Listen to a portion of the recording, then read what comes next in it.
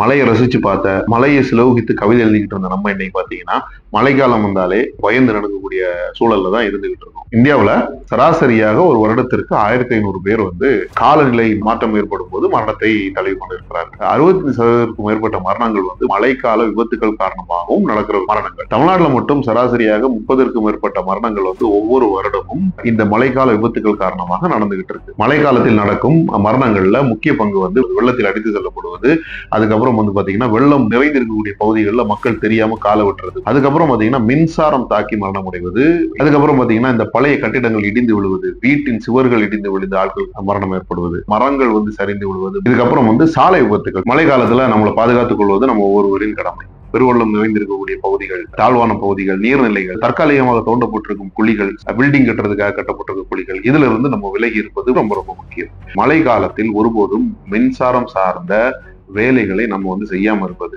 மின் கம்பங்கள் அருகில் போகாம இருப்பது, முக்கியமா அருந்து கிடக்கும் மின்சார கேபிள்கள் இதை பார்த்தோம்னா உடனடியாக மின்சாரத்துறைக்கு சொல்வது, இது ரொம்ப முக்கியமானது. இந்த மழை காலங்கள்ல புதிதாக கட்டிட பணிகள் நடந்து கொண்டு இருக்கும் கட்டிடங்கள், அதுக்கப்புறம் பழைய கட்டிடங்கள் இதற்கு உள்ளிலோ இதற்கு அருகிலோ இல்லாமல் இருப்பது மிக முக்கியமானது. பருவமழை வரக்கூடிய முன்னாடியே வீட்டுல இருக்கக்கூடிய மரங்கள் பெரிய கிளைகளோட இருந்துன்னா அதை நாமளே அதை வெட்டி அதை சரி பண்ணி விடுவது.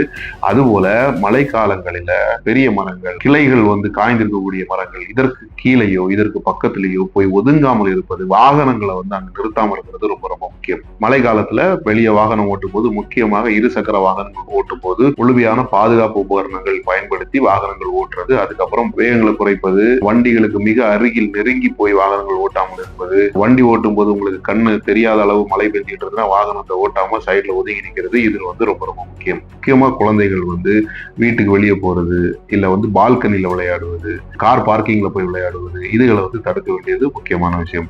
மழைக்கான அலர்ட் விட்டுருக்காங்க அப்படின்னா அந்த அலர்ட்ல என்ன சொல்லப்பட்டிருக்குதோ அதை கண்டிப்பாக கடைபிடிக்க வேண்டியது மிக மிக முக்கியம். தமிழ்நாட்டுல பேரிடர்கள் ஏற்படும் போது அதை கண்ட்ரோல் பண்ணுவதற்காக கட்டுப்பாட்டு அறைகள் இருக்கு.